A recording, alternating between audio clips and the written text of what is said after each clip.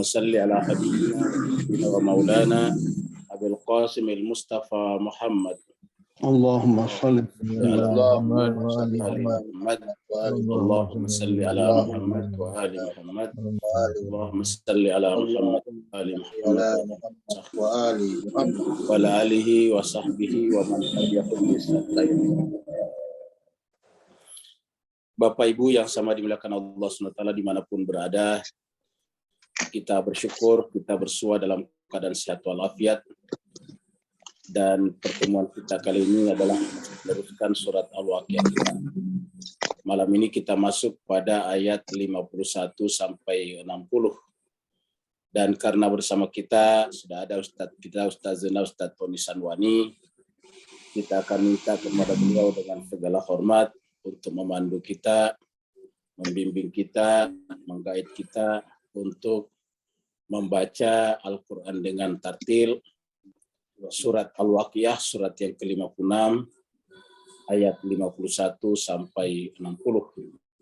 Kepada Ustaz Zena, Ustaz Tony Sanwani, kita persilakan dengan segala hormat. Fadal.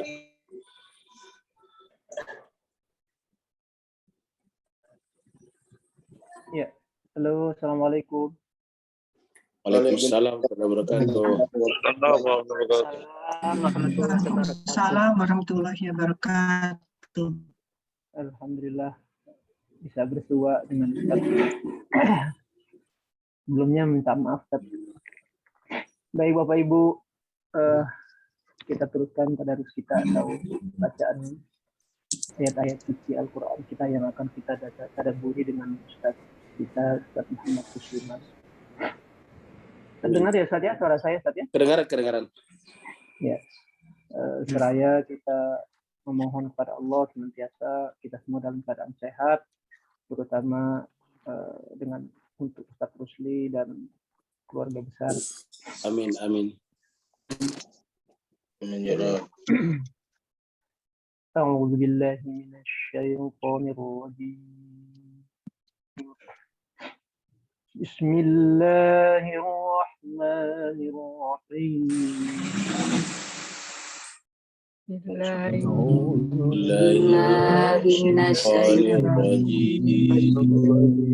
Bismillahirrahmanirrahim. Thumma innakum ayyuhad-dallun al-mukazzibun.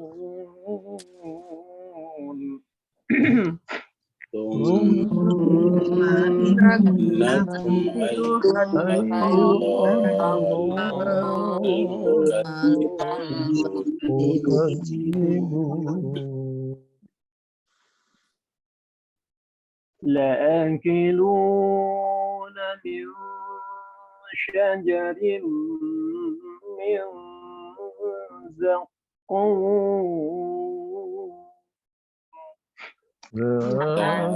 لآكلون من شجر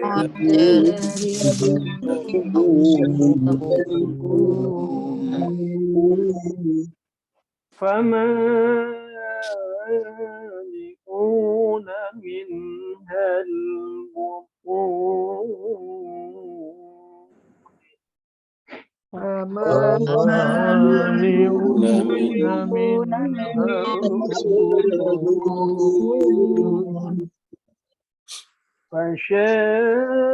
فشاربون عليه من الحميم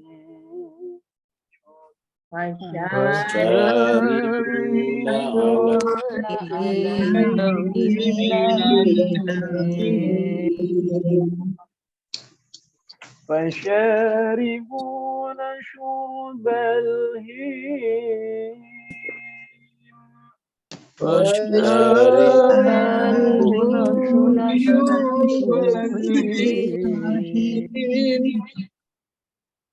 هذا نزلهم يوم الدين هذا نزلهم يوم الدين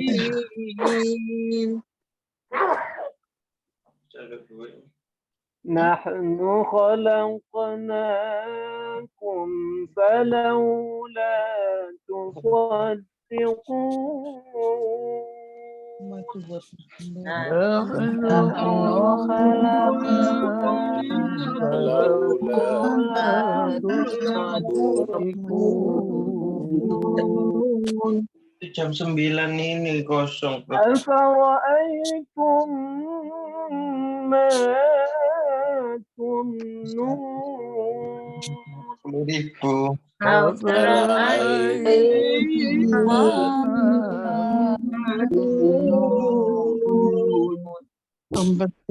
أأنتم تخلقونه أم نحن الخالقون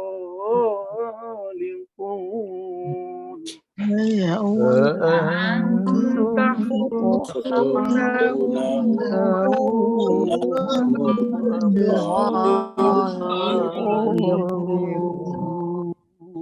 نحن قدرنا بينكم الموت وما نحن بمسبوقين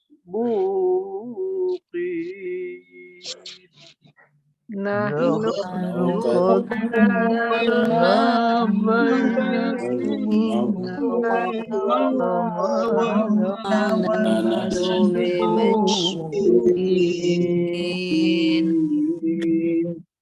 صدق الله العلي العظيم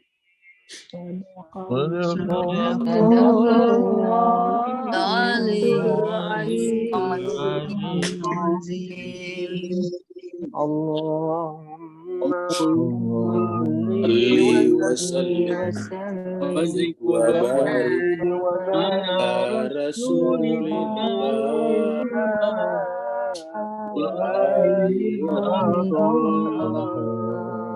على رسول الله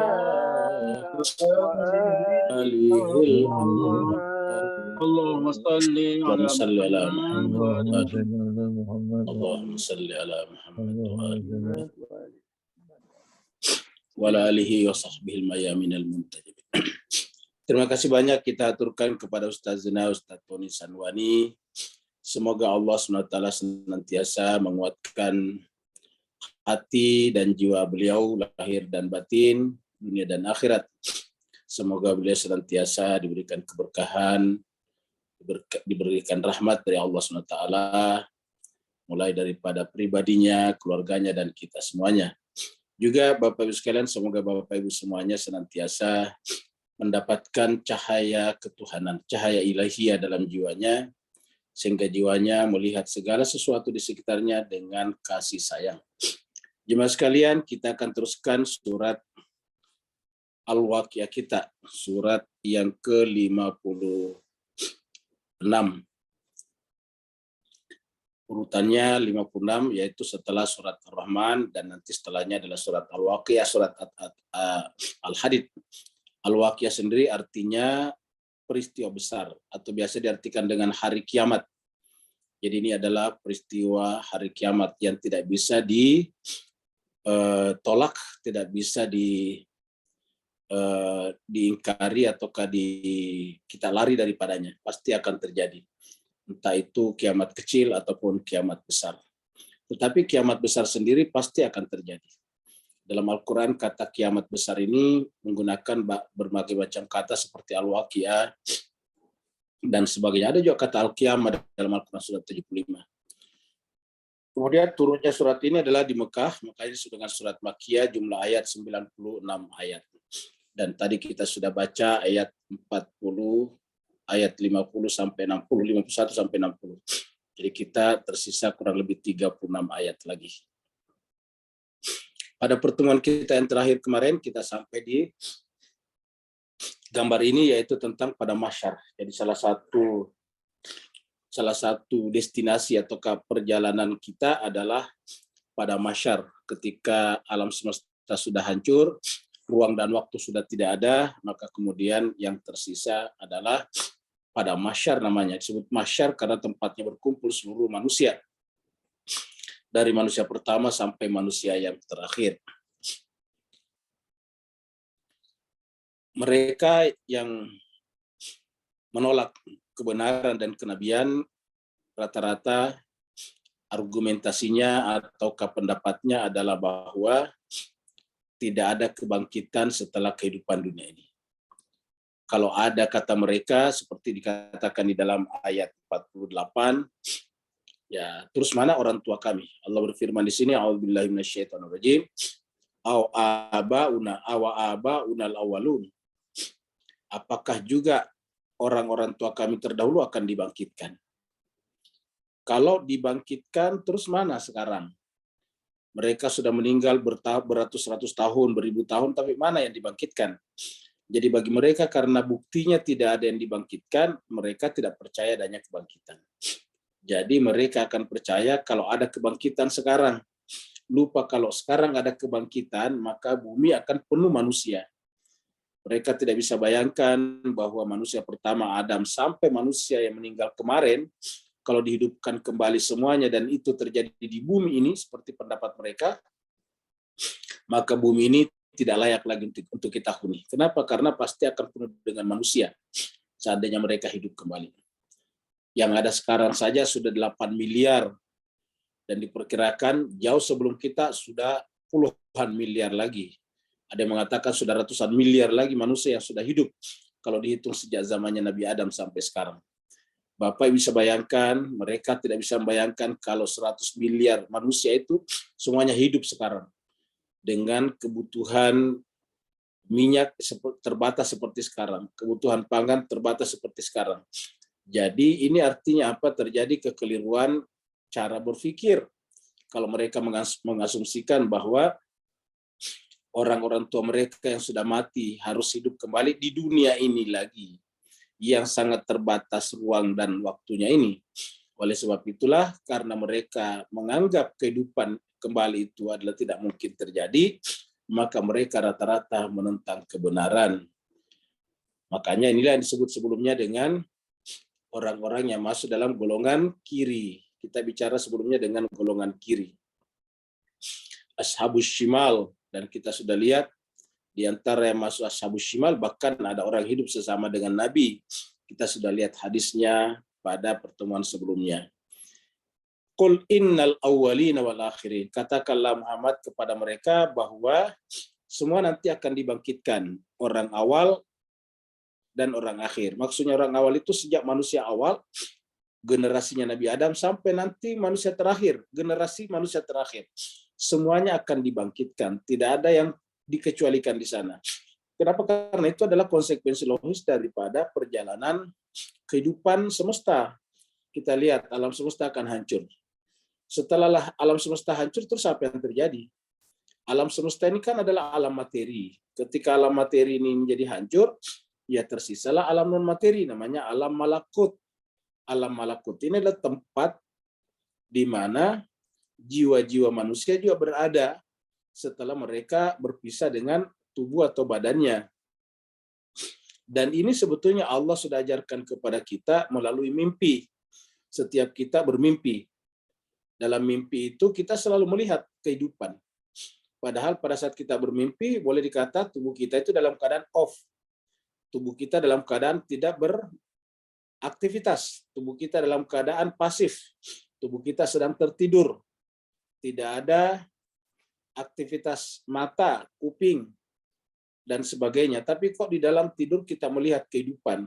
Ada aktivitas di sana. Kita pergi jalan-jalan ke suatu tempat. Kadang kelihatan indah, kadang tempat itu kelihatan menyeramkan. Nah, pertanyaannya, apakah mimpi itu tidak benar? Kalau kita mengatakan tidak benar, tidak mungkin, karena semua orang pernah bermimpi. Tidak ada satu orang pun di dunia ini yang tidak pernah mengalami mimpi.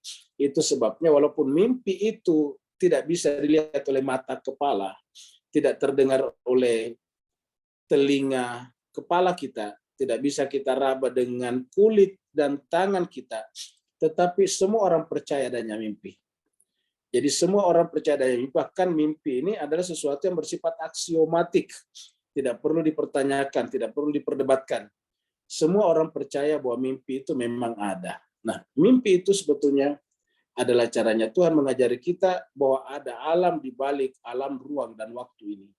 Pada saat kita bermimpi, jiwa kita berada di alam yang tidak terikat oleh ruang dan waktu. Tubuh kita ada di alam ruang waktu, tetapi sedang pasif, sedang tidak aktif, sedang off. Maka pada saat tubuh kita off, Tuhan menunjukkan kepada kita bahwa jiwa tetap beraktivitas, jiwa tetap ada.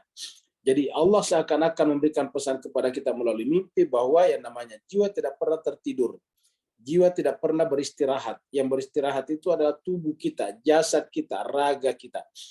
Maka kalau kemudian mimpi itu ada, kan berarti realitas itu ada. Cuma kita sekarang masih ada di alam dunia karena masih punya tubuh. Pada saat nanti alam tempatnya tubuh sudah hancur, maka yang ada adalah alam tempatnya mimpi itu terjadi yang ada. Yaitu namanya alam pada mahsyar. Barzah dulu, kemudian pada mahsyar. Kita berkumpul di mahsyar dari al-awwalina wal-akhirin. Innal awwalina wal-akhirin. Lama jemu'una ila miqati yaumin ma'lum. Pasti semuanya akan dikumpulkan, kata Tuhan, ila miqat, pada suatu perjanjian waktu yang telah ditentukan. Kata-kata miqat ini kita sebut dengan waktu dalam tanda petik. Ya, itu kita sebutkan saja dengan momen. Jadi itu dalam momen saja. Miqati yaumin ma'lum. Sekarang kita masuk pada ayat baru. Bapak Ibu sekalian, inilah yang ditolak oleh para pendusta agama pada saat itu.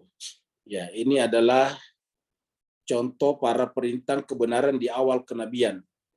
Kita lihat yang paling sebelah kanan adalah Abu Sufyan, kemudian di tengah Abu Jahal, terus satunya lagi Abu Lahab. Ya, ini tersebut di dalam sejarah dan tidak ada yang meragukan tokoh-tokoh ini. Bahwa memang ada tokoh-tokoh ini seperti mana tokoh Fir'aun ada pada zamannya. Nah, jadi jemaah sekalian berbahagia, jadi pada saat Nabi datang awal kali di Mekah, tokoh-tokoh ini adalah yang terdepan di dalam menghentikan dakwanya Nabi. Alasan pertama mereka adalah bahwa Muhammad bagi mereka itu adalah anak baru kemarin. Kebanyakan ini kan adalah lebih usianya lebih daripada Muhammad. Jadi dengan demikian menerima Muhammad, menerima lebih muda dari dirinya. Jadi ada unsur subjektivitas ego di sana.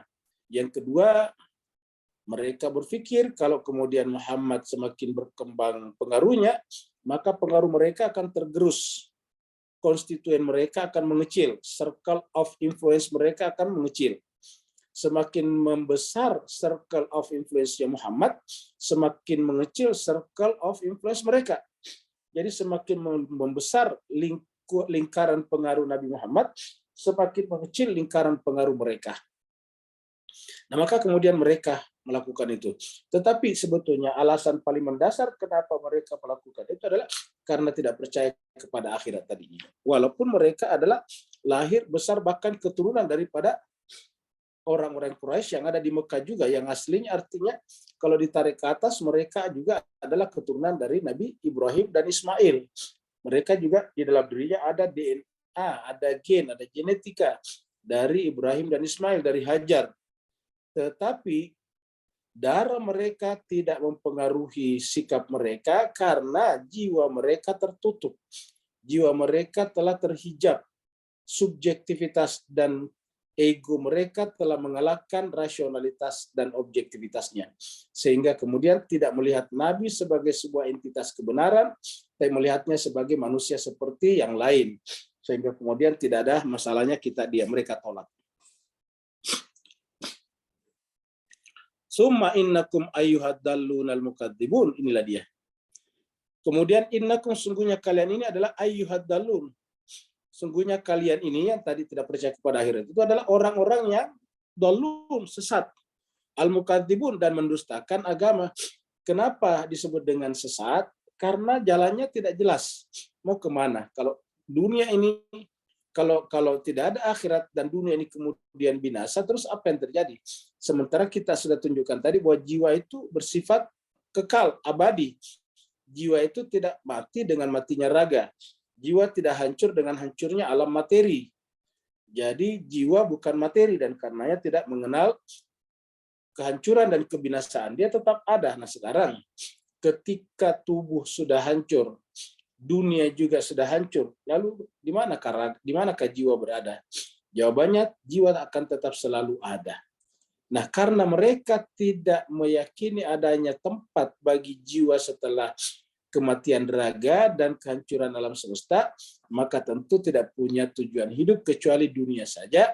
Maka disebutlah dengan dalun, dan kesesatan ini disebabkan karena mereka mendustakan adanya alam di balik alam materi.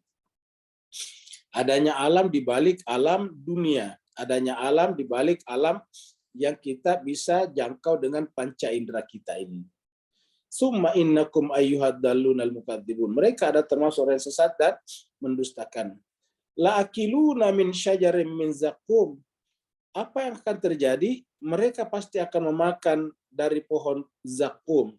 Jadi kalau sebelumnya penghuni sorga atau golongan kanan itu berbicara tentang sorga, berbicara tentang keindahan, sekarang berbicara tentang penderitaan.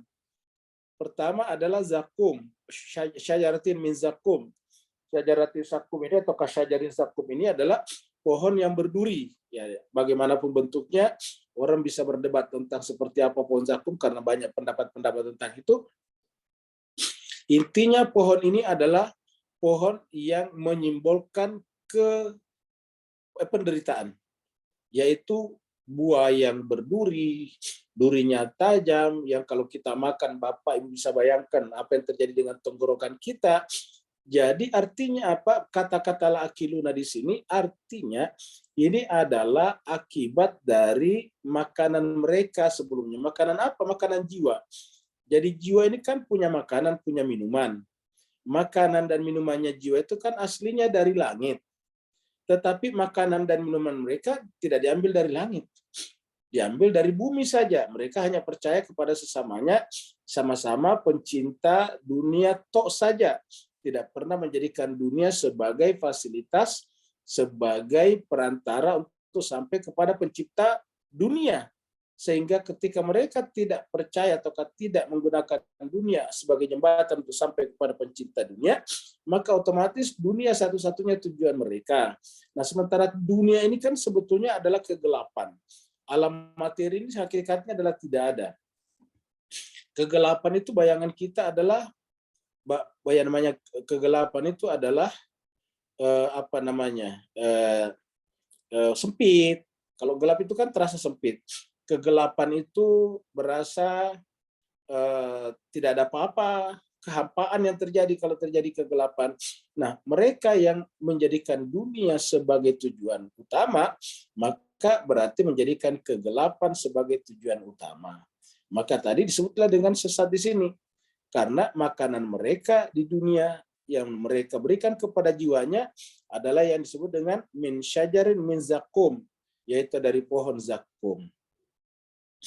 Famali'una min hal butun. Sebelum kita sampai di sini, mari kita lihat dulu ini apa saja sih pohon zakum itu, seperti apa. Pada pertemuan yang lalu, pada beberapa surat sebelumnya kita sudah mengangkat juga pohon berduri. Kita lihat lagi di sini karena pendapat tentang pohon zakum ini berbeda-beda. Tetapi lagi-lagi Pak sekalian, walaupun berbeda-beda tidak masalah karena sebetulnya ini kan majas saja. Ini hanya perumpamaan saja. Intinya adalah buah ini adalah pahit. Intinya buah zakum itu adalah berduri. Intinya buah zakum itu adalah buah yang kalau kita makan membuat kita menderita. Aslinya itu kalau kita makan buah, maka aslinya kita memakan sesuatu yang menyenangkan. Tetapi ini adalah buah yang mendatangkan penderitaan pada saat memakannya. Ada yang mengatakan buah zakum itu seperti ini. Di pohon yang tumbuh di padang pasir, seperti seperti ini, lalu kemudian ini kan berduri-duri. Ya, ini adalah berduri-duri. Kalau di Bapak bisa bayangkan kalau ini yang kita makan, itu akan melahirkan penderitaan yang luar biasa. Nah, ini adalah juga contoh-contohnya. Kalau sudah mulai agak tua seperti ini, durinya semakin keras. Nah, ada juga mengatakan seperti yang di sebelah kanan sini. Jadi ini adalah contoh-contoh yang menggambar. Tapi jemaah sekalian, kita sampaikan ini kan majas saja, perumpamaan. Tetapi yang bisa kita bayangkan di sini bagaimana kalau kita menelan, memakan buah seperti ini. memakan pohon seperti ini, memakan pohon seperti ini. Ya. Jadi kalau kita membayangkan saya tidak mampu, apalagi kalau kita memakannya. Tapi Tuhan menceritakan ini untuk menjelaskan kepada kita bahwa akhir daripada jiwa yang tidak percaya kepada akhirat dan karenanya tidak mempersiapkan diri ke sana adalah penderitaan. Di dunia itu makanannya adalah makanan-makanan yang berduri. Harusnya kalau kita di dunia ini kan harus makan dari makanan-makanan yang cocok dengan perut kita, yang mengandung unsur air di dalamnya misalnya, yang gampang dicerna oleh alat pencernaan kita, yang bisa berubah menjadi tenaga dan energi dalam tubuh kita. Tapi yang seperti ini justru berubah menjadi penderitaan. Jadi ini adalah contoh-contoh. Apakah makanan tadi kalau jiwa itu yang sebenarnya dari makanan yang dari langit, yang dibawa oleh para nabi dan rasul, yang kemudian terimplementasi dalam apa yang disebut dengan manusia suci. Jadi harusnya manusia suci itu adalah sumber makanan dan sumber minuman dari langit, yang merupakan mata air yang bening. Kalau selain daripada mereka, mata airnya sudah keruh, bahkan bisa saja menjadi seperti ini, yaitu berduri, melahirkan penderitaan pada saat kita akan memakannya. Jadi ini tadi yang kedua. Jadi la'akiluna min syajarin min zakum. Mereka memakan dari pohon yang berduri. Makanya jemaah sekalian, pada saat kita dulu berbicara tentang surat Al-Baqarah yang berbicara tentang tentang orang-orang yang diikuti di dunia dan ternyata itu salah. Itu setelah itu langsung berbicara tentang makanan. Coba kita lihat dulu surat Al-Baqarah. Kita lihat ayatnya 66 dan 67. 66, 67. 67, 60. Ini Al-Baqarah 166 ya, bukan 67. 166, 167.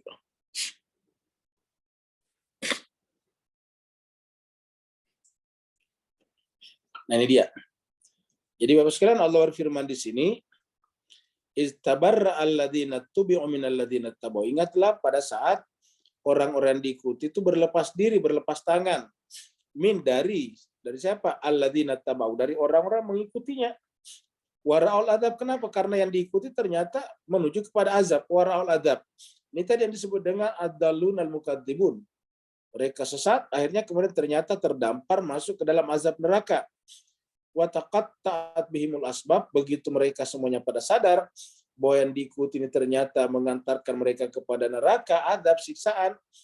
Siksaannya tadi disimbolkan dengan pohon zakum, maka kemudian terputuslah hubungan antara pengikut dan diikuti pada saat itu.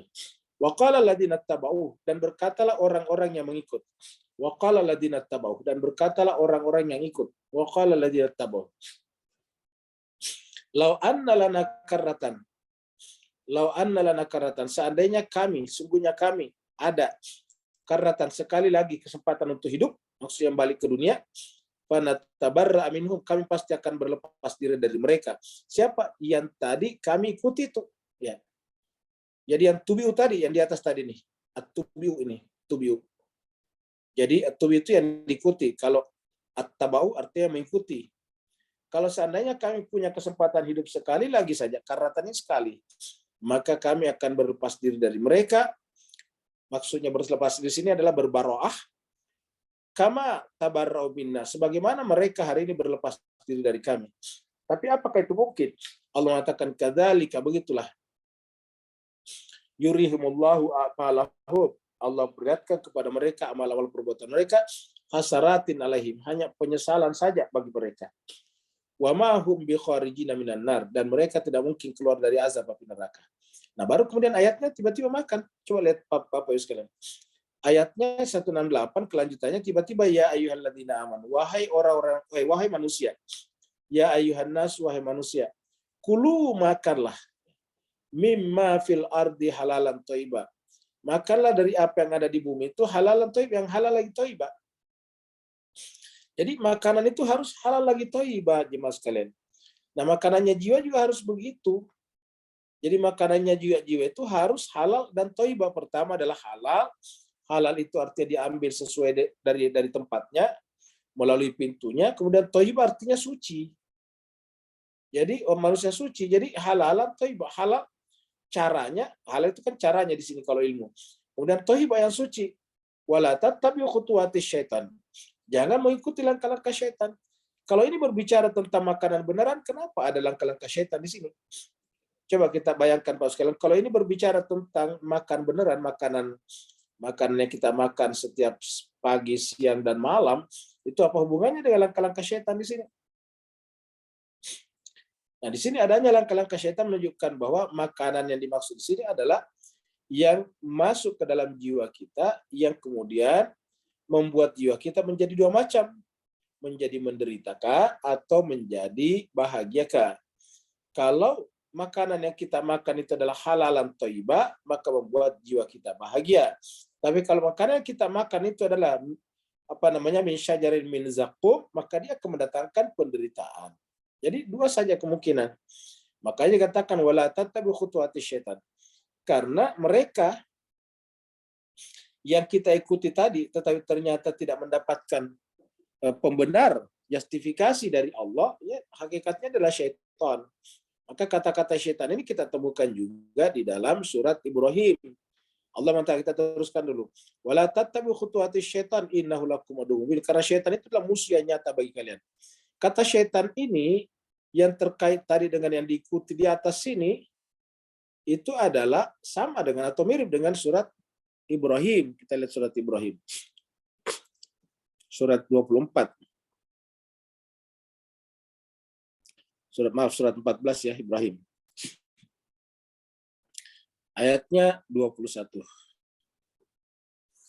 21 dan 22 kita lihat. Allah berfirman, wa barazulillahi jami'a. Semua orang nanti menghadap di hadapan Allah. Barazulillahi jami'a. Sama tadi dengan ayat yang kita baca. Semuanya di hadapan Allah berkumpul. Tadi kita lihat di ayat sebelumnya. Ya. Di ayat pertama tadi kita lihat sebelum kita di sini. Ya. Ini tadi dia nih. Ya. Kita lama jama'un, kita pasti akan dikumpulkan semuanya. Ya. Jadi lama jama'una ila miqati yaumin ma'lum. Nah, di sini Allah mengatakan wa barazulillahi jami'a. Semuanya akan berkumpul. Majmu'un itu jami'an juga. Faqala du'afa, maka berkatalah orang yang lemah. Siapa lemah maksudnya sini? Yang mengikuti tadi. Yang ikut. Lilladina istakbaru, kepada orang yang diikuti. Kenapa disuruh istakbaru di sini? Karena dia tidak mendapatkan justifikasi dari Tuhan, tapi mengklaim dirinya sebagai pelanjut kenabian. Sehingga kemudian disebut dengan istakbaru. Apa katanya? Apa kata du'afa di sini? Yang berkata di sini kan du'afa. Faqala du'afa. Apa katanya ini? Inna kunna, sungguhnya kami dulu di dunia, lakum terhadap kalian, tabaan adalah pengikut. Jadi dulu di dunia kami pengikut kalian, tabaan. Fahal antum menggununa anna min adabil lah. Maka apakah kalian siap bersedia melepaskan anak kami? Menggununa itu melepaskan anak dari kami. Min adabillah, dari azab Allah. Min syai', sedikit saja pada hari ini. Karena kalian dulu kami ikuti di dunia, maka kami mohon kepada kalian, lepaskanlah, bantulah kami untuk terlepas dari azab Allah sekarang. Sesedikit apapun juga. Min syai'in. Syai'in itu sesedikit apapun juga. Kalau apa kata mereka? Lau hadanallah. Seandainya Allah memberi petunjuk kepada kami, ingat. Kalau lau hadanallah. Seandainya Allah menunjuki kami, menggait kami. Artinya Allah memilih yang bersangkutan dan membimbingnya dengan wahyu. Lahadainakum, kami juga akan berikan petunjuk kepada kalian. Jadi artinya apa? Bahasa selama ini yang mereka gunakan dengan bahasa agama ternyata bukan petunjuk dari Allah, tetapi sesuatu yang dia pilih berdasarkan maunya saja. Karena mereka ingin orang lain mengikuti bukan kitab suci, bukan kebenaran, tapi dirinya. Jadi orang diajak untuk menjadi pengikut dirinya, pengikut kelompoknya, bukan pengikut kebenaran. Maka dia katakan, lau hadanallah, seandainya dulu di dunia kami adalah orang yang tertuntun oleh Allah, kami juga pasti akan menuntun kalian. Kata mereka tadi itu, sawa'un alaina. Sekarang sama saja di antara kita.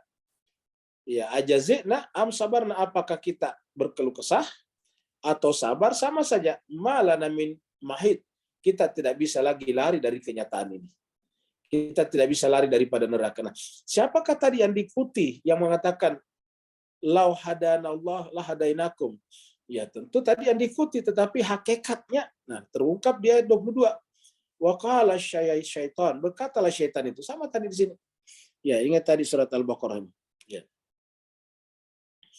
Al-Baqarah tiba-tiba tadi ada kata-kata wala tattabi'u khutuwati syaitan, ayat 168. Wala tattabi'u khutuwati syaitan. Jangan mengikuti langkah-langkah syaitan. Nah, ternyata tadi di ayat di ayat surat Ibrahim tadi ayat ini ayat 22 dan seterusnya tiba-tiba dikatakan syaitan, ternyata mereka itu berkatalah mereka syaitan itu lamma qudiyal amru, setelah semuanya diputuskan, setelah urusan Allah telah putuskan, urusan manusia di akhirat Allah telah putuskan, innallaha, kata mereka nih, kata syaitan ini yang diikuti, innallaha wa'adakum, sesungguhnya Allah di dunia telah menjanjikan kepada kalian wa'dal haq, dengan janji yang benar. Jadi sebetulnya di dunia ini Allah sudah janjikan, di dunia itu dulu Allah sudah janjikan kepada kalian janji yang benar. Tetapi aku datang juga, wa wa'adatukum, aku pun datang menjanjikan sesuatu kepada kalian. Saya berkata, kalau kamu ikut saya, kamu akan selamat. Kalau kamu ikut saya, kamu akan seterusnya. Wa wa'adatukum, tetapi apa yang terjadi sekarang di akhirat? Fa akhlaftukum, aku mengingkari, menyalahi janjiku kepada kalian. Wa ma kana li alaikum min sultan, sebetulnya dulu di dunia saya tidak punya kuasa. Sultan itu kuasa.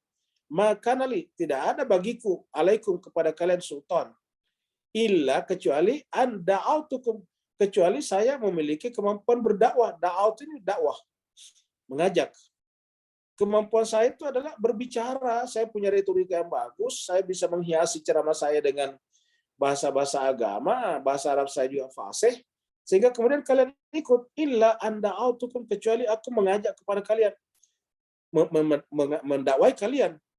Celakanya lagi, fastajabatum li, kalian mengikuti saya. Fastajabatum itu kalian mengistijabah, kalian memperkenankan, kalian memenuhi keinginan saya. Fastajabatum li, kalian memenuhi keinginan saya.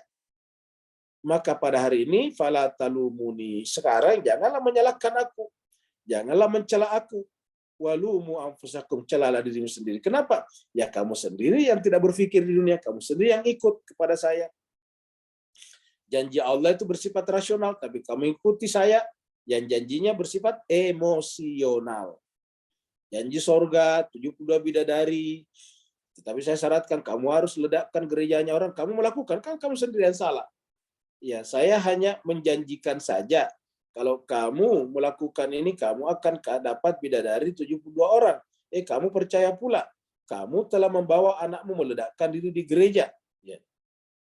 Jangan salahkan aku sekarang. Fala talumuni, jangan salahkan aku. Walumu anfusakum, salahkan dirimu sendiri. Ma ana bimusrikhikum wa ma antum bimusrikhi.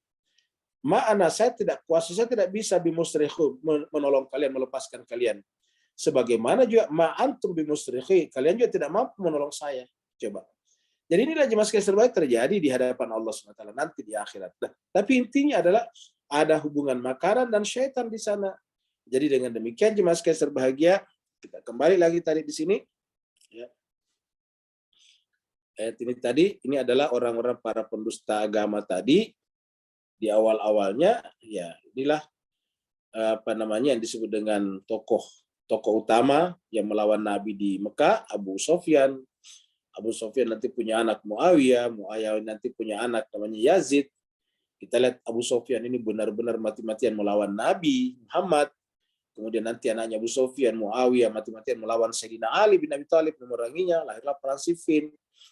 Kemudian nanti anaknya Yazid, anaknya Muawiyah memilih anaknya secara sepihak menjadi raja, disebutnya khalifah, tetapi apa yang terjadi, membantai cucu Nabi di Karbala. Itu Abu Sofyan. Jadi kalau kita sebutkan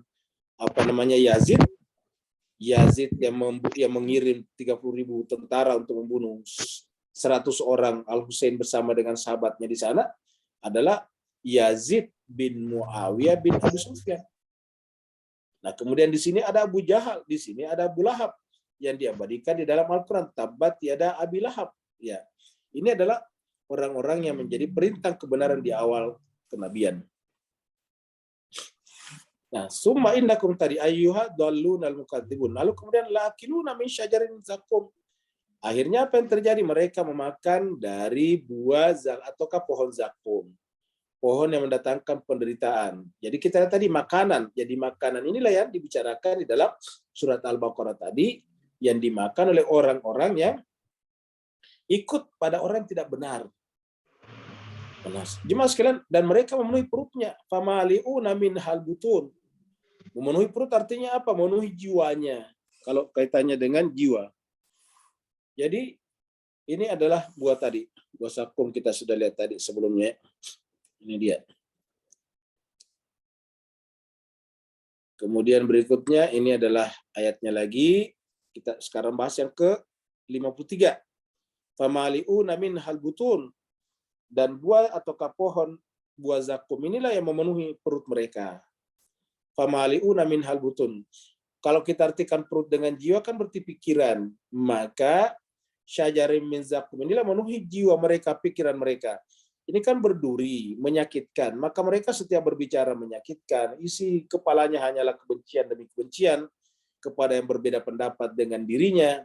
Harus yang kita bencikan adalah perilaku kejahatan, membunuh orang, menumpahkan darah, mengadu domba. Itu harus kita tentang. Karena itu ditentang oleh seluruh manusia. Tetapi yang mereka lakukan justru adalah membenci orang yang berbeda pendapat dengan dirinya, membenci orang yang mencari kebenaran, dan sebagainya. Nah, diibaratkan sebagai syajarin min zakum, dan itu yang memenuhi pikiran, kepala, dan jiwa mereka. Famali'una minhal butun, sehingga perutnya seperti ini tadi. Ya. Perutnya isinya apa? Isinya adalah buah zakum, isinya adalah dendam, amarah kepada yang berbeda dengan dirinya sendiri. Nah, inilah yang terjadi Bapak Ibu jemaah sekalian sampai sekarang, setiap saat akan ada selalu seperti ini. Kita pindah lagi kepada ayat berikutnya. Ini dia. Nanti di neraka disebutkan dia akan minum dari air yang mendidih. Ya, ini adalah perumpamaan saja, air yang mendidih. Ya. Dia akan minum dengan air yang mendidih dengan perut yang penuh dengan buah atau dari pohon zakum. Perutnya penuh dengan buah dari pohon zakum. Pohon yang berduri, pohon yang tidak mendatangkan kenikmatan. Sedangkan ahli surga kemarin kita lihat menggunakan sutra artinya halus, menggunakan tempat tidur yang bersusun empuk dan seterusnya. Pokoknya semua gambaran surga kemarin adalah keindahan, kelembutan dan sebagainya. Dan sekarang kita lihat semua gambaran neraka adalah kekerasan, penderitaan, kebencian dan sebagainya. Panas, air panas, buah yang berduri tadi, buah zakum dan sebagainya adalah gambaran-gambaran isi daripada neraka. Dan kita lihat bahwa kita berbicara tentang surga sebelumnya adalah tentang ashabul maimanah, golongan kanan. Sedangkan sekarang kita berbicara tentang ashabul masy'amah, ashabul shimal, golongan kiri. Ya, ini golongan kiri adalah golongan yang mengikuti sesuatu yang tidak ada hubungannya dengan langit. Fasyaribun alaihi minal hamim, maka mereka minum minuman mereka atasnya, maksudnya minuman mereka di dalam neraka itu, di dalam penderitaan itu adalah minal hamim, dari air yang mendidih ini, al-hamim. Jadi fasyaribun alaihi minal hamim. Al-hamim ini adalah air yang mendidih. Ya. Fasyaribun syurbal him.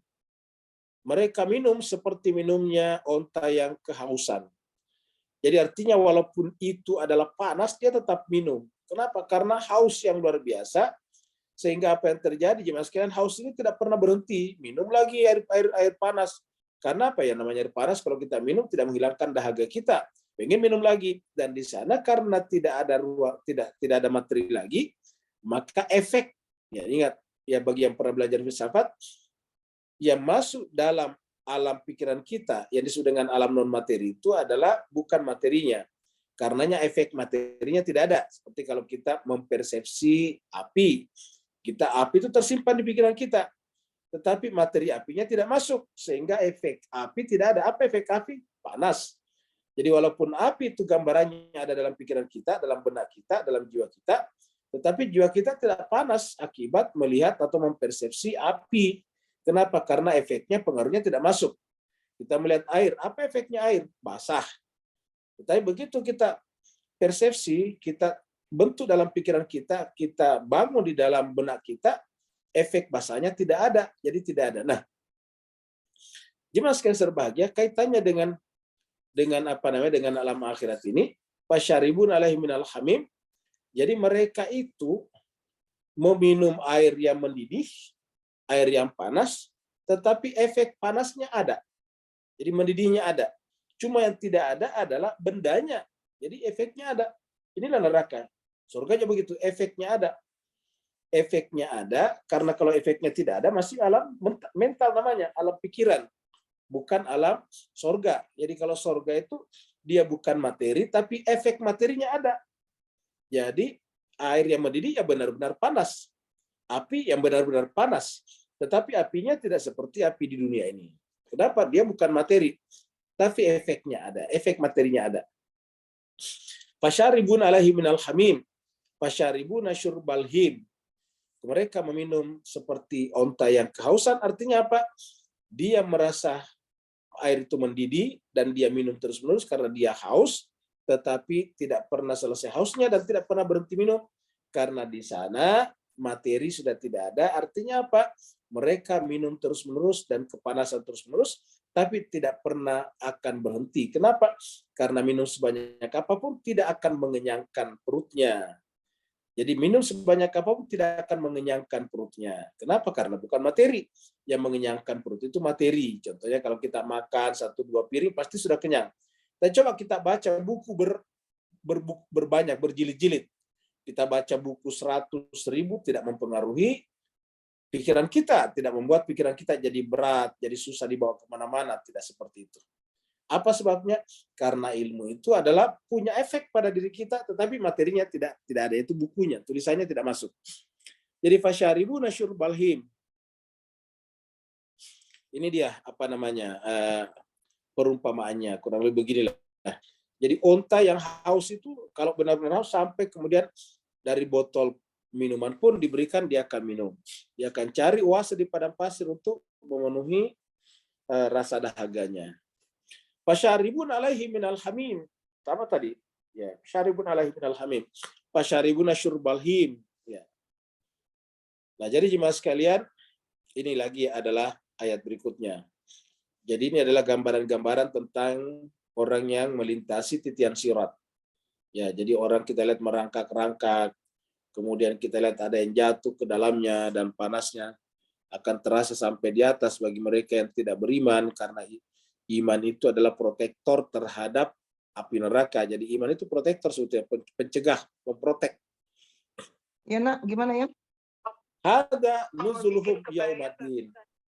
Allah berfirman kepada mereka, hada inilah nuzuluhum yaumaddin. Inilah tempat mereka pada hari agama, hari pembalasan. Yaumaddin ini kita sudah terangkan dulu, aslinya adalah hari agama. Adin itu kan agama.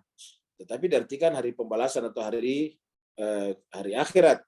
Kenapa? Karena hari akhirat itu agama yang dijadikan sebagai ukuran, sebagai kitab undang-undang hukum di sana.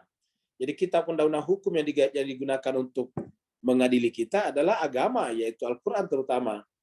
Maka kemudian sudah dengan Yaumuddin. Ini ada dalam surat Al-Fatihah. Maliki Yaumiddin. Bismillahirrahmanirrahim. Alhamdulillahirabbil alamin. Ar-Rahmanir-Rahim, Maliki Yaumiddin, Maliki Yaumiddin.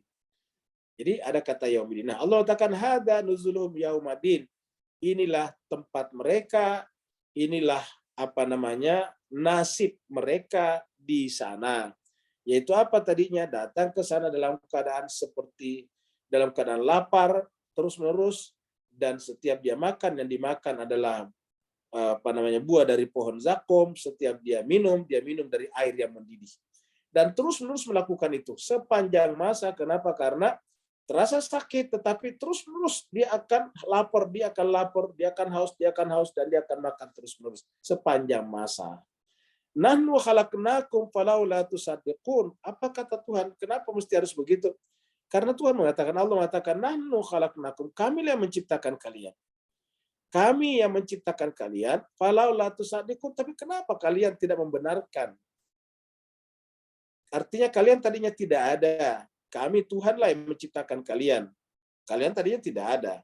Kita sampaikan sebelumnya, ingat bahasa mereka, apakah kalau kami sudah jadi tulang belulang, kami akan dibangkitkan kembali. Sudah jadi tanah dan jadi tulang belulang, apakah kami dibangkitkan kembali? Kalau dibangkitkan, terus mana orang-orang tua kami yang sudah lama meninggal, tidak bangkit-bangkit? Nah, masih ingat pembahasan kita pada hari Senin yang lalu. Nah, sekarang Tuhan bertanya, Nahnu khalaqnakum, kami menciptakan kalian dalam pengertian, kami menciptakan kalian dari tidak ada sama sekali. Kalian tadinya tidak ada. Di bumi ini tidak ada jejak kalian. Yang ada di bumi ini adalah orang tua kalian, nenek moyang kalian. Yang ada di bumi ini adalah makanan, minuman. Yang ada di muka bumi ini adalah buah-buahan, pohon-pohonan. Lalu kemudian orang tua kalian memakan buah-buahan dan pohon-pohonan yang tumbuh dari tanah itu. Lalu kemudian orang tua kalian bisa meneruskan kehidupannya. Kalau mereka tidak makan dari tanah, tidak bisa hidup. Nah, setelah itu kemudian hasil makanan mereka dari berbagai macam buah-buahan dan jenis-jenis makanan di sekitarnya itu, lalu kemudian terbentuklah kalian di dalam sulbi orang tua kalian, dalam bentuk sel di sana. Sel itu sangat kecil, tidak bisa kita lihat dengan mata kepala. Tapi kenapa kalian tidak membenarkan adanya kebangkitan? Sementara kalian mengakui kalau kalian sekarang ada. Manusia mengakui kalau sekarang mereka ada, dan keberadaannya itu dari tidak ada sebelumnya. Yang ada sebelumnya adalah orang tuanya, ayah ibunya. Ayah ibunya juga sebelumnya tidak ada. Yang ada adalah datuk-datuknya, kakek neneknya. Kakek neneknya juga tidak ada tadinya, di atasnya ayahnya, kakek neneknya. Begitulah seterusnya. Nah, artinya kita yang ada sekarang ini tidak ada 1000 tahun yang lalu. Bahkan jangankan nama, bahkan bayangan pun tidak ada sama sekali. Tapi kok bisa ada? Nah, sekarang kalian mengakui keberadaan kalian sebagai kelanjutan dari moyang-moyang kalian yang sudah hidup ribuan tahun yang lalu dan sekarang sudah tidak ada. Lalu kenapa kalian tidak mengakui kalau ada kehidupan setelah kehidupan dunia? Padahal kalian hanya meneruskan saja kehidupan kalian di dunia ke alam berikutnya. Kenapa kalian tidak membenarkan? Falaula tusaddiqun. Kami yang menciptakan kalian. Falaula tusaddiqun. Kenapa tidak membenarkan itu? Ya. Jadi itu yang yang Allah SWT pertanyakan kepada kita. Inilah dia. Ya. Nah, jadi jemaah sekalian berbahagia, Allah meminta kita kembali ke sini. Nah, jemaah sekalian berbahagia, inilah kita tadinya Pak Bu sekalian. Jadi bapak-bapak, ibu-ibu semuanya dari sini ya, tadinya. Ya. Tadinya kita itu adalah seperti ini. Ya. Ini adalah seperti seperti kacang yang baru tumbuh. Ya. Seperti kacang yang baru tumbuh, seperti ini saja. Ya, ada ekornya. Sini ada kayak telur. Ya, sangat-sangat kecil, satu sel juga. Ini adalah satu sel juga, masing-masing satu sel ini. Ya. Jadi sekarang yang disebut dengan kepala negara A, presiden A, perdana menteri A, prime minister A, Raja B, itu semuanya dari sini. Tadinya kita semuanya seperti ini. Jadi yang sekarang pakai jas kemana-mana, pakai mobil mewah kemana-mana, itu sekarang tadinya seperti ini. Ini salah satu dari ini. Karena ini terjadi sekitar jutaan dan nanti hanya menjadi cuma satu. Hanya satu yang diterima oleh sel perempuan ini, ovum ini. Setelah diterima, kemudian terjadilah proses pembelahan dan lahirlah kita manusia. Jadi Tuhan mengatakan, coba pikirkan baik-baik. Masa iya Tuhan tidak bisa membangkitkan kalian di alam akhirat, sementara kalian tadinya bahkan seperti ini, bahkan ini pun tadinya berasal dari mana? Dari saripati, tumbuh-tumbuhan dan buah-buahan. Dari saripati, binatang-binatang dan hewan-hewan yang dimakan oleh orang tua kalian. Saripati itu kemudian meneruskan copy paste daripada gen, DNA daripada orang tua kalian. Sehingga kemudian di dalam satu sel ini terekam, tercopy paste apa? Yaitu rekaman tubuh orang tua kalian. Rambutnya, warna kulitnya, posturnya. Jiwanya tidak masuk. Kalau jiwanya masuk, berarti kalau orang tuanya Nabi, otomatis anaknya Nabi juga. Ternyata tidak. Ada Nabi, anaknya seperti Nabi Nuh. Berarti kan tidak tercopy paste itu masuk. Ya, ada juga orang tuanya biasa-biasa, tapi anaknya menjadi sangat baik. Karena apa? Jiwa bisa berbeda satu sama lain. Anak-anak, kalau ada 2 orang, ada sepasang orang tua punya 10 anak, 10 anaknya itu pasti mewarisi genetika orang tuanya. Entah rambutnya, entah kupingnya, entah warna kulitnya, entah suaranya mirip sekali. Tetapi 10 anaknya nanti jiwanya berbeda-beda. Bahkan mungkin ada yang pindah agama. Ada yang punya ideologi yang berbeda-beda satu sama lain. Kenapa? Karena jiwa tidak sama. Jiwa adalah punya jalan pembentukannya sendiri, tidak dengan cara seperti ini. Maka Tuhan mengatakan, coba perhatikanlah ini ayatnya. Afara'aitum ma tu'minun. Kenapa kalian tidak memperhatikan ma tu'minun? Apa yang terpancar pada diri orang tua kalian pada saat kalian akan terbentuk. Ma tu'minun itu yang kalian pancarkan. Jadi afara'aitum ma tu'minun. Coba kalian pikirkan. Anak-anak kalian jadi yang menjadi orang tua sekarang, pikirkan bagaimana cara anak kalian terbentuk. Ya. Afara'aitum ma tu'minun. Apa kalian tidak memperhatikan? Jadi Tuhan mempertanyakan ini. Afara'aitum, ya. Apakah kalian tidak memperhatikan ma tu'minun? Apa yang kalian pancarkan kepada pasangan kalian, istri kalian, suami kalian? Kok tiba-tiba lahir manusia seperti sekarang ini? Berbicara, berpikir, berperadaban, bisa menjadi gelar ini, gelar itu, dan sebagainya.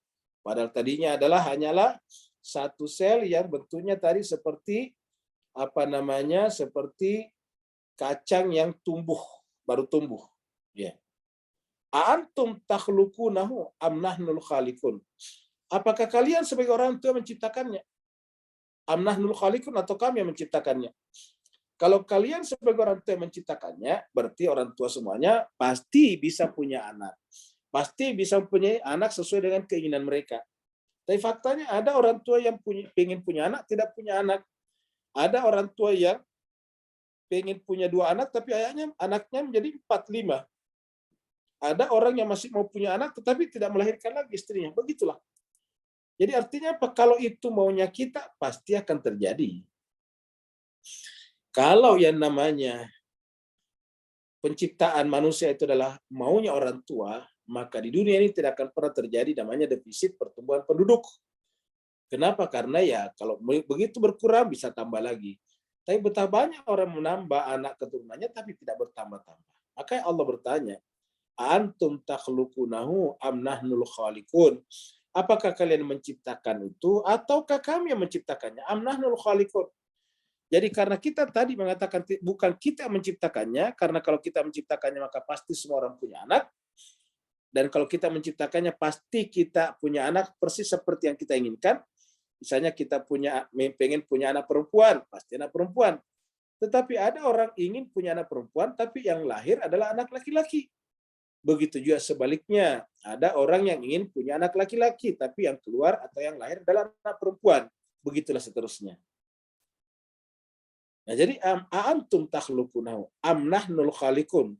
Karena ini ditolak, bukan kita yang menciptakannya, ini kita tolak, maka otomatis yang benar adalah kamilah yang menciptakannya. Nahnul khaliqun, kamilah Allah kata Tuhan yang menciptakannya. Karena kami yang menciptakannya, ya tidak ada masalah bagi kami untuk membangkitkannya kembali. Ya. Tetapi apa yang terjadi kemudian? Tadi kita lihat. Ya. Tadi kita lihat di Mas Kaiser Bahagia seperti hewan yang ada di air tadi itu. Ya, seperti di air yang sebelum jadi ulet-ulet itu di air biasanya seperti itulah manusia sebelum lahir. Ketika sebelum terbentuk di dalam rahim orang ibunya. Nah, kemudian bertumbuh menjadi besar, menjadi dewasa, menjadi pejabat ini, pejabat itu, menjadi gelar ini, gelar itu, dan sebagainya. Ada yang bahkan disembah-sembah, ada yang bahkan dijunjung-junjung, ada yang dia diangkat tinggi-tinggi saking mulianya, saking dihormatinya. Tetapi mas kalian apa ujungnya? Raja sehebat Firaun pun ujung-ujungnya seperti ini. Ya. Tiba-tiba kita lihat tidak bisa berbuat apa-apa. Ini kalau bukan mayat itu pasti tidak mungkin terbungkus seperti ini. Pasti dia akan berontak, pasti dia akan membuka tutupnya. Kenapa? Karena dia tidak bisa bernafas. Ya. Tetapi karena ini tidak ada lagi kehidupan pada dirinya, dia dibungkus seperti ini. Ujung-ujungnya kita semuanya akan seperti ini, Pak Bu sekalian. Di rumah kita mungkin kita punya tempat tidur yang bersusun-susun kasurnya. Di tempat kita, di rumah kita, di lemari kita pasti puluhan, bahkan mungkin ada yang punya ratusan baju yang sangat bagus. Ya, tetapi apa ujungnya? Apa akhir daripada kehidupan kita? Ya ini dia. Inilah akhir daripada kehidupan kita. Dia digotong, diangkut pakai alat seperti ini. Padahal aslinya dia punya mobil Mercy, dia punya mobil BMW, dia punya mobil yang mahal-mahal, yang dia punya mobil Tesla yang harganya mungkin miliaran, macam-macam mobil itu, dia punya mobil Lexus, ya. Tapi ujung-ujungnya kita lihat ini jemaah sekalian saya berbahagia. Ya. Coba lihat, apakah dia bisa merasakan mobil Lexusnya? Apakah dia bisa merasakan mobil mewahnya? Apakah dia bisa merasakan istrinya yang terpelihara dengan baik karena setiap hari ke salon? Ya. Apakah dia bisa merasakan anak-anaknya sekolah ada di Harvard, ada di apa namanya di Timur Tengah dan sebagainya? Tidak bisa lagi jemaah sekalian. Ya. Ini orang sudah disiapkan untuk dikembalikan ke tanah, sudah dikembalikan kepada kuburan disiapkan di sini. Nahnu qaddarna bainakumul mauta. Tuhan mengatakan, karena kami yang menciptakan kalian, maka kami juga yang menetapkan. Nahnu qaddarna, kamilah yang telah menentukan, mengkadarkan. Kami menentukan kadarnya manusia itu hidupnya usianya cuma sekitar segini. Usia manusia itu paling 80-90 tahun. Itu jarang yang terjadi. Kebanyakan 60-70 tahun. Jadi nahnu qaddarna bainakumul mauta. Setelah itu kami tentukan kepada kalian kematian, al-mauta. Ya. Dan dalam ketetapan kami ini, wa ma nahnu bimasbuqin. Tidak ada yang bisa mengalahkan kami. Maksudnya tidak ada yang bisa melawan hukum-hukum ini. Masbuqin itu dari kata masbuk. Kalau kita biasa sholat di masjid, masbuk, didahului oleh imam. Didahului jemaah, itu namanya masbuk. Kita masbuk, terlambat. Tuhan tidak mungkin bisa kita dahului. Ya, kita tidak mungkin mendahului Tuhan. Pasti Tuhan berjalan sesuai dengan kadar yang telah ditentukan pada setiap makhluknya. Jadi oleh sebab itulah pada akhirnya kita harus pasrah. Siapapun kita lihat tadi orang-orang yang melawan Nabi pada zamannya, ada Abu Sofyan, ada Abu Jahal, ada Abu Lahab. Tetapi apa yang terjadi sekarang? Di manakah mereka sekarang berada? Yang begitu angkuh, begitu arogan, begitu sombong terhadap Nabi. Seakan-akan mereka tidak akan mati. Sekarang sudah tidak ada semuanya. Nah, kenapa? Karena bagaimanapun hebatnya mereka, bagaimanapun kuatnya pada saat itu, pada ujung-ujungnya akan mengikuti format ini, yaitu nahnu qaddarna bainakumul mauta. Kami telah menentukan kalian semuanya pasti akan menjadi mayat, al-maut, kematian. Dan itu tidak mungkin tidak terjadi. Wa ma nahnu bimasbuqin. Aja Mas Keser bahagia, inilah dia terakhir kita pakaian kita. Jadi Bapak Ibu bisa bayangkan sekarang, lihat kalau di rumah sekarang, di kamarnya sekarang ngezuk, bisa buka lemarinya sekarang berderet-deret sampai sampai lemari bajunya tidak bisa tertutup karena penuh. Tetapi tak satu pun di sana yang akan kita pakai di akhir kehidupan kita.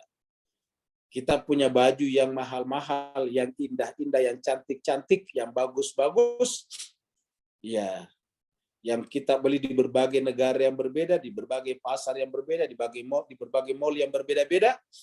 Ya, kita membelinya di sana dengan uang yang sangat banyak. Tetapi ujung-ujungnya jemaah sekalian, hanya ini, ya. Hanya ini yang kita bawa kembali. Hanya inilah pakaian kita terakhir kembali, itu kain kafan. Tidak lebih dari ini Bapak Ibu sekalian. Ya.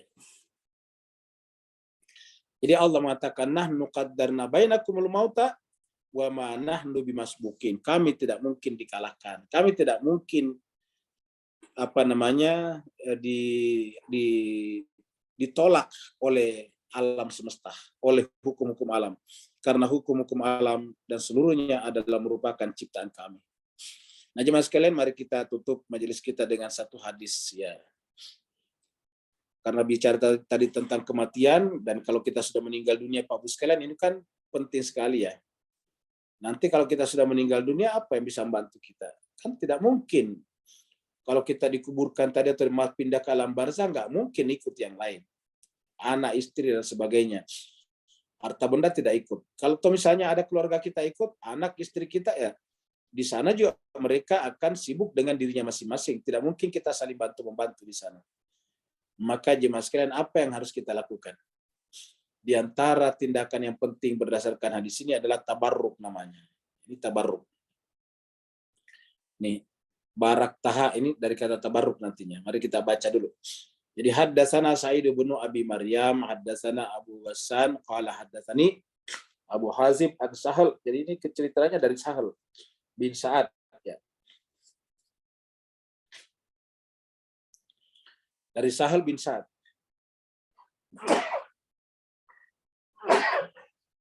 Maaf Bapak sekalian, lagi bersin-bersin. Jadi an Sahal bin Sa'ad qala. Ya. Jadi dari Sahal bin Sa'ad berkata, Ja'at imra'atu. Ja'at imra'atu, datang seorang perempuan. Ila Nabi, kepada Nabi. Ya. Jadi dari sini kita lihat bahwa pada zaman Nabi itu orang bebas. Ya. Seorang perempuan bisa datang menjumpai Nabi. Imra'atu ila Nabi sallallahu alaihi wasallam. Biburdatin, dengan membawa sebuah burdah. Faqala Sahal, ini Sahal tadi yang kita bicarakan karena sumbernya di Sahal. Berkata Sahal bin Sa'ad. Jadi faqala Sahlu lil qaum, kepada kaum, maksudnya kepada orang-orang yang ada di situ. Atadruna mal burdah, apakah kalian tahu apa itu burdah? Faqala al-qaum, maka orang-orang yang ada di sana berkata, hiya asyamlah. Burdah itu adalah mantel. Ya, jaket besar. Mantel. Faqala Sahal, maka Sahal berkata, hiya syamlatu mansujah. Dia adalah mantel yang bersulam. Mansujah itu bersulam.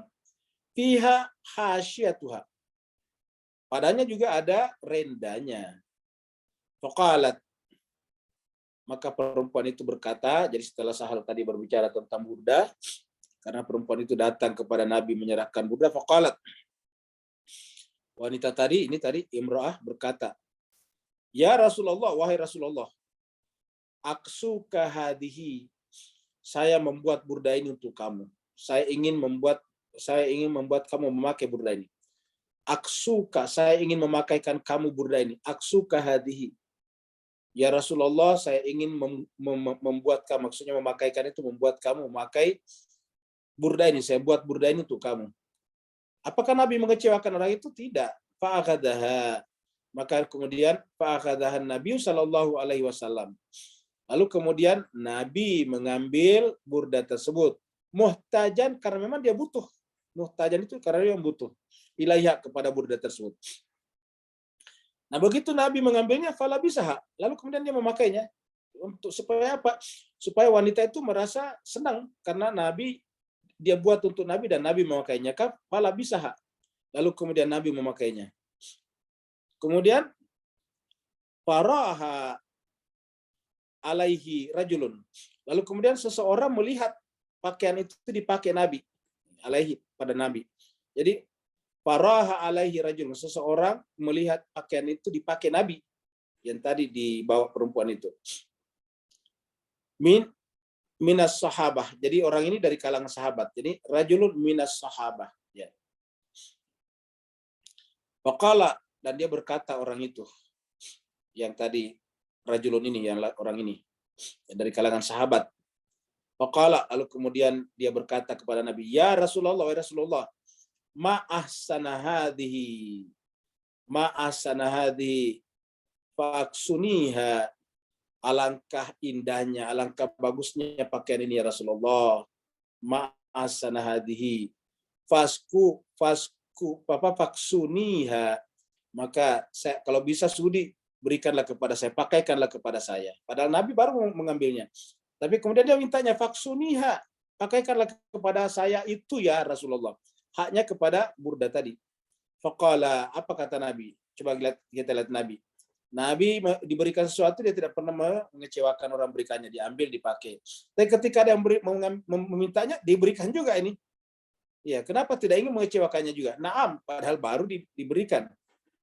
Jadi Nabi mengatakan, naam, silakan. Ya. Falamma qaman Nabi sallallahu alaihi wasallam, maka tatkala Nabi berdiri, maksudnya Nabi pergi dari kerumunan orang-orang tadi, la mahu ashabuhu. Maka teman-teman yang ada di sana, teman-temannya sahabat-sahabat yang lain mencelah, ya, mengecam ya si laki-laki tadi, orang tersebut yang melihat Nabi pakai burdah lalu kemudian memintanya. Jadi dikatakan la mahu ashabu, teman-temannya mencelahnya. Seraya berkata qalu. Jadi teman-temannya berkata, ma'asanta, alangkah tidak sopannya kamu ini. Ma'asanta itu kamu tidak ahsan. Alangkah tidak sopannya kamu. Kalau bahasa kita mungkin kamu ini kok kurang ajar sekali kepada Nabi. Ma'as santa, kamu sangat tidak sopan. Hina ra'aita Nabi, ketika engkau menyaksikan, ketika engkau melihat Nabi Sallallahu Alaihi Wasallam akhadaha muhtajan, memakai baju itu karena dia butuh ilahya kepada burda tersebut. Summa sa'altu, kok kenapa kamu tidak memintanya? Summa sa'altahu, kemudian kamu mintanya. Iya, artinya meminta itu burda itu kepadanya. Wa qad arafta, padahal kamu tahu, annahu, bahwa Nabi itu la yus'al syai'an, tidak pernah diminta sesuatu daripadanya selama ada fayamna'ahu, dan dia menolaknya. Nabi tidak pernah menolak sesuatu apabila diminta daripadanya sesuatu selama Nabi memilikinya. Faqala, apa jawaban orang tersebut? Yang tadi adalah rajulun minas sahabah. Jadi ini rajulun minas sahabah tadi ini. Rajulun minas sahabah. Faqala, dia berkata, ya, rajautu barakataha hina labasahan Nabi sallallahu alaihi wasallam la'alli ukaffanu fiha. Saya berharap, rajautu, saya berharap, saya ingin barakataha, agar pakaian itu memberikan berkah kepada saya. Artinya itu saya ingin bertabarruk, kalau bahasa kitanya, saya ingin bertabarruk hina labasahan Nabi, kepada pakaian yang sudah dipakai oleh Nabi. Jadi jemaah sekalian, namanya tabarruk dari dulu sudah ada ini. Jadi orang ini yang tadi sudah rajulun minas sahabah di sini meminta baju itu bukan karena ingin mengganggu Nabi atau tidak ingin melihat Nabi berpakaian baik, tetapi kata dia, saya ingin bertabarruk kepada pakaian yang sudah dipakai Nabi. Hina labisaha. Labisah itu telah dipakainya Nabi nih. Labisahan Nabi sallallahu alaihi wasallam, haknya kembali kepada burda tadi. Saya ingin bertabarruk, mengambil berkah dari burda tersebut yang telah dipakai oleh Nabi. Jadi saya ingin bertabarruk kepada bekasnya Nabi, kurang lebih itulah. Bekas yang dipakai Nabi. Jadi labisahan Nabi sallallahu alaihi wasallam untuk apa? La'alli, agar aku nanti pada saat meninggal dunia, ukafanu fiha, saya dikafani dengan itu. Coba. Jadi hadis ini menjelaskan kepada kita bahwa diakui pada zaman Nabi, pada zaman sahabat, bahwasanya ya kita termasuk bisa menolong diri kita nanti di akhirat dengan apa? Dengan bertabarruk kepada manusia suci. Kita lihat di sini dia katakan, saya berharap la'ali, mudah-mudahan kalau aku nanti meninggal dunia, saya dikafani dengan pakaian yang pernah dipakai oleh Nabi. Jadi saya berharap saya dipakaikan, saya dikafani dengan pakaian yang dipakai oleh Nabi. Agar apa? Agar saya terberkahi. Saya ingin bertabarruk dengan itu. Dan ini bukan hanya dalam hadis. Di dalam surat Yusuf yang kita menceritakan bagaimana seorang Nabi Yakub bertabarruk kepada baju anaknya, yaitu Yusuf. Sehingga kemudian ketika bajunya Yusuf diusapkan ke matanya, tiba-tiba Nabi Yakub bisa melihat kembali yang tadinya sudah tidak bisa melihat. Jadi jemaah sekalian berbahagia, dengan demikian berdasarkan hadis ini, di antara hal yang bisa menolong kita supaya jangan sampai kita masuk dalam golongan kiri adalah, apalagi nanti di akhirat kita masuk dalam golongan yang penuh dengan derita, maka daripada pohon zakum adalah dengan menggunakan kain kafan yang telah ditabarruki. Ulangi lagi, berdasarkan hadis ini, menggunakan kain kafan yang telah ditabarruki. Sahihkah hadis ini?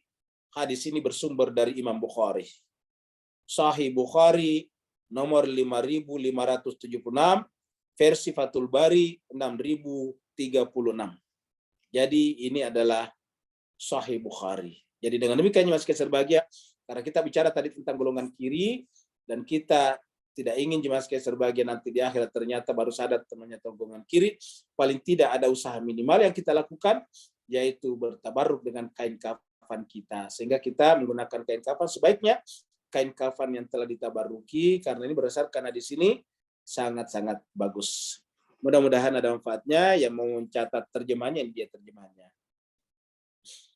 Ya, tadi kan sudah ada Arabnya. Jadi tadi Arabnya sudah ada, ini terjemahannya, ya. Jadi yang mau screenshot terjemahannya, terjemahannya tadi, terjemahan hadis tadi nih, ya. Terima kasih banyak. Mudah-mudahan ada manfaatnya. Kalau benar dari Allah, Kalau ada kekurangan dan khilafannya dari kekurangan pribadi, dan mohon maaf karena selama mengajar tadi beberapa kali bersin, kurang enak, kurang etis, tapi ya tidak bisa ditahan. Semoga saja kita tetap bisa mengambil manfaat dalam pertemuan kita ini. Yang bertanya dipersilakan. Assalamualaikum Ustaz. Waalaikumsalam warahmatullahi wabarakatuh. Silakan Pak Nur. Alhamdulillah, barakallahu fiik, azim. Ishfa'lana atas Ustaz. Bismillahirrahmanirrahim. Labbaik ya Husain, labbaik ya Husain, labbaik ya Husain. Ustaz, beri pencerahan apa tersirat di sebalik Allah selitkan dalam ayat 54. Allah boleh kasih straight fasyaribu minal hamim, tapi ada terselit alaihi minal hamim. So beri pencerahan alaihi tadi Ustaz. Barakallahu fiik. Afwan. Baik. Jadi terima kasih banyak kepada Pak Nur yang telah mengajukan pertanyaan, yaitu apa makna dari kata alaihi di sini. Fasyaribuna alaihi minal hamim. Fasyaribuna. Jadi memang jelas berbahagia, kata-kata fasyaribuna di sini menunjukkan bentuk jamak, mereka minum. Jadi mereka minum, dari kata syariba yashrabu itu adalah minum. Syaribuna, mereka minum. Jadi mereka minum, orang-orang minum di sini ya, orang-orang minum. Ya, fasyaribuna, mereka adalah orang-orang minum. Alaihi, atasnya, minal hamim. Jadi minum pada sumber. Jadi kita lihat di sini. Jadi kata-kata alaihi di sini pada sumber. Makanya kita sampaikan tadi bahwa sebetulnya hi-nya di sini lebih kembali kepada ini, ya. Lebih kembali kepada sajaratun sajaratun min zakum, ya. Kita lihat dulu di sini. Jadi ini lebih kembali kepada syajara. Jadi syajara tadi, ya. Ini tadi Abu Jahal, ya. Nah, ini dia. Jadi kalau kita lihat di sini, ya, ini adalah syajara. Ya. Syajara ini adalah dihitung perempuan, laki-laki. Ya, jadi syajara. Jadi lakiluna min syajarin min zakum. Ya. Jadi ini adalah dari pohon. Ya. Mereka lakiluna, mereka akan makan min syajarin dari pohon. Ya. Pohon apa? Min zakum, dari zakum. Ini ada zakumnya, di sini menjadi perempuan, ini minha. Jadi zakum, jadi syajarnya adalah laki-laki, zakumnya adalah perempuan. Jadi dari bahasa ya. Syajar min zakum. Famaliuna minhal butun, dan dia dari zakum ini dia memenuhi perut mereka. Nah, dari sini nanti kemudian lahirlah tadi alaihi. Jadi alaihi tadi di sini, ya. Fasyaribuna alaihi minal hamim. Lalu kemudian mereka meminum daripadanya. Syaribuna alaihi minal hamim. Jadi kita bisa kita maknai di sini jemaah sekalian. Bisa kita maknai di sini bahwa saja ini alaihi adalah kepada pohonnya asalnya, terus kemudian tadi zakum itu adalah buahnya. Nah, mereka minum dari pohonnya, dari pohon buah tadi. Buah zakum, pohonnya syajara tadi. Nah, kita sampaikan jemaah sekalian bahwa pohon itu dalam Al-Quran 2 macam. Dan pada saat Nabi Adam ditempatkan di bumi ini, Allah mengatakan, makanlah semuanya, tapi jangan dekati pohon yang satu ini. Jadi ada larangan. Ya, wa qulna ya Adamu uskun anta wa zawjukal jannata wa kula ragadan. Wa kula minha ragadan syi'tuma ragadan. Wa kula minhuma syi'tuma ragadan. Makanlah daripada keduanya. Kalian berdua, yaitu Adam dan Hawa, daripada taman di dunia ini maksudnya. Tetapi apa? Wala takrabah hadhihi syajara. Jangan dekati pohon ini. La takrabah hadhihi syajara. Jangan dekati pohon ini. Jadi ada kata-kata la takrabah hadhihi syajara. Jangan dekati pohon ini. Ya. Jadi dilarang mendekati pohon itu. Jadi ada pohon yang buruk. Nah, disinilah jemaah sekalian berbahagia, pohon yang buruk itulah yang disebut dengan dalam surat Ibrahim itu dengan kata-kata daraballahu masalan kalimatan thayyibatan kasyajaratin thayyibatin, ada juga daraballahu masalan kalimatan sayyi'atan Jadi ada juga yang pohon yang buruk. Nah, pohon yang buruk inilah yang menjadi tempat minumnya mereka. Fasyaribuna alaihi minal hamim. Mereka meminum daripadanya. Jadi kita lihat dulu surat Ibrahim di sini juga sekali. Masih ada surat Ibrahimnya. Ini kita lihat tadi di sini kita lihat ayat ya ini tadi 22 ya. Nah, sekarang coba kita maju sedikit aja dari sini ya. Ayat 24. Kita turun aja ke bawah ya. Ini 22, 23, 24. Ya, dia.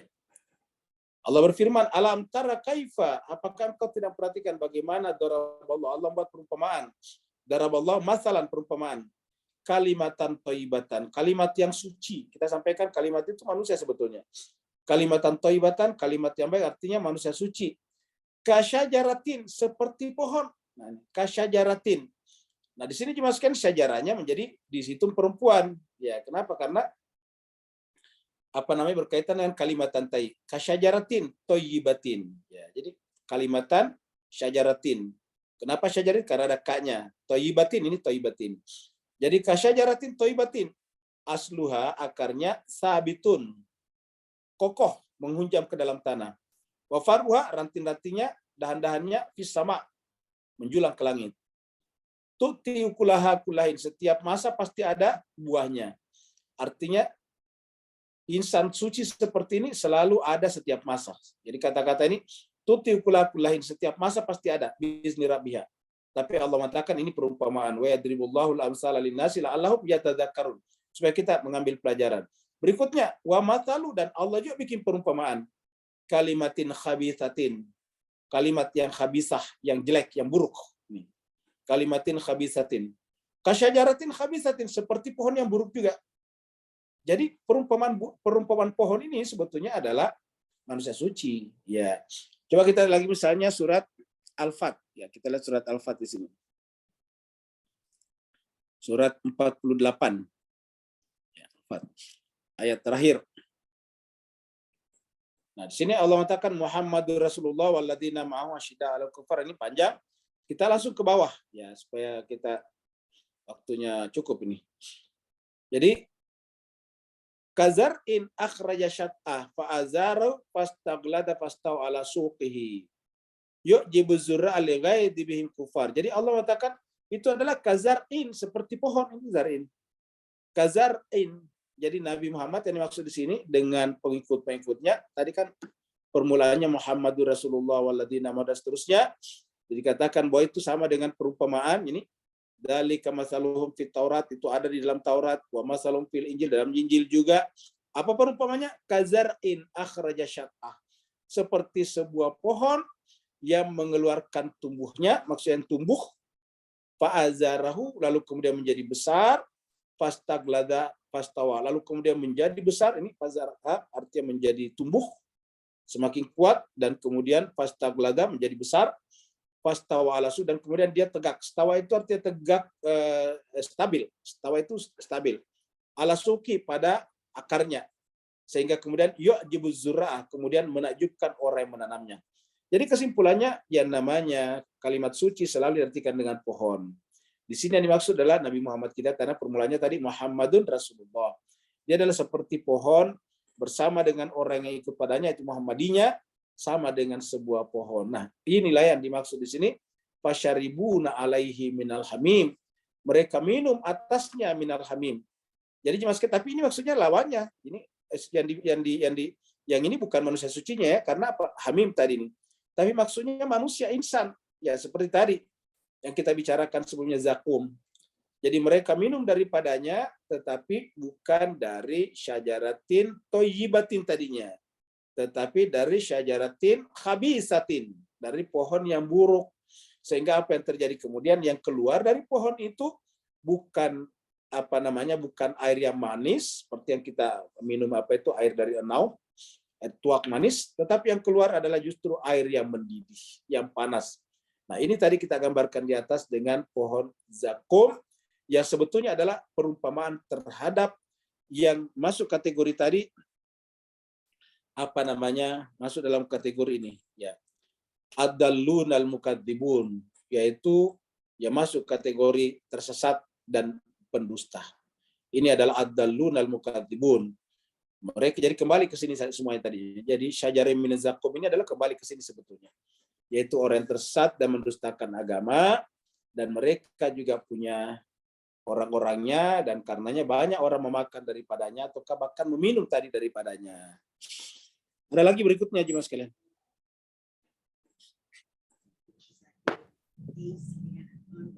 Kalau di kolom chat tidak ada pertanyaan, Ustaz, ada permintaan doa saja. Baik, sekalian, kalau tidak ada pertanyaan lagi, kita tutup dengan sama-sama berdoa. Ya, siapa ini dokter yang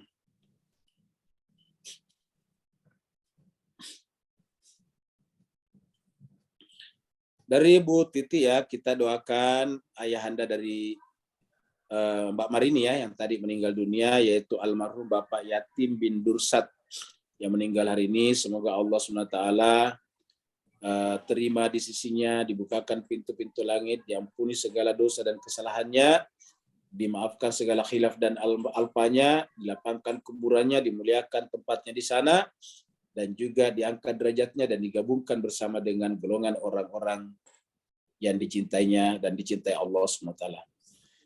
A'udzubillahi minasyaitonirrajim. Bismillahirrahmanirrahim. Alhamdulillahirabbil alamin. Hamdan syakirin, hamdan na'imin, hamdan yuafi ni'amahu wa yukafi mazidah. Ya Rabbana lakal hamdu kama yanbaghi li jalali wajhikal karim wa dhimmi sultanik. Allahumma salli ala Muhammadin wa ali Muhammad. Allahumma Rabbana la tuzigh qulubana ba'da idh hadaitana wa hab lana min ladunka rahmatan innaka antal wahhab. Ya Allah Tuhan kami banyak menzalimi diri kami, Allah. Kau berikan kepada kami agama yang indah. Kau berikan kepada kami kitab suci yang merupakan rujukan dari seluruh kebenaran. Tapi kami masih sangat sedikit mengambil manfaat dan pelajaran daripadanya. Kalau bukan karena ampunan-Mu kepada kami, kalau bukan karena cinta dan kasih-Mu kepada kami akan masuk ke dalam golongan yang merugi. Kami mohon kepada-Mu, ya Allah, janganlah Kau menyesatkan hati dan pikiran kami. Setelah Kau memberikan hidayah dan petunjuk kepada kami, karuniakanlah kami dari sisi-Mu rahmat, agar dengan rahmat itu kami melembutkan hati dan pikiran kami.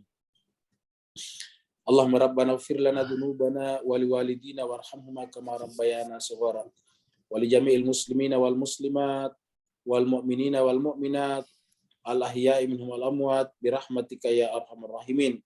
Khususan ya Allah Tuhan kami untuk ayahanda tercinta dari jemaah kami, yaitu Mbak Marini almarhum Yatim bin Dursat. Allahumma ghafir lahu warhamhu wa'afihi wa'fu anhu wa akrim nuzulahu wa wasi' madkhalahu warfa darajatahu wa adkhilhul jannata mal abrar ya aziz ya ghafar ya arhamar rahimin. Ya Allah Tuhan kami, terimalah almarhum di sisi-Mu. Bukalah pintu-pintu langit baginya, ampunilah dosa dan kesalahannya, maafkanlah khilaf dan alpanya, lapangkanlah kuburannya, muliakanlah tempatnya di sana, angkatlah derajatnya, masukkanlah ke dalam golongan para nabi, para rasul, dan orang-orang saleh dan suci lainnya, ya Allah Tuhan kami. Jadikanlah jejak-jejak amal perbuatannya menjadi jariah baginya, dan jadikanlah anak-anak keturunan ditinggalkannya menjadi anak-anak yang saleh dan salehah. Ya Allah Tuhan kami, apabila Engkau menyusulkan salah seorang di antara kami kepadanya, ya Allah, kami mohon kepadamu, susulkanlah kami dalam keadaan husnul khatimah bersama dengan al-abrar. Tawaffana ma'al abrar, tawaffana ma'al abrar, tawaffana ma'al abrar. Allahumma rabbana atina fid dunya hasanah wa fil akhirati hasanah wa qina adzabannar. Sallallahu ala sayyidina Muhammad. Subhana rabbika rabbil izzati amma yasifun wa salamun alal mursalin walhamdulillahi rabbil alamin. Wa alafu minkum. Wassalamualaikum warahmatullahi wabarakatuh. Waalaikumsalam Warahmatullahi wabarakatuh.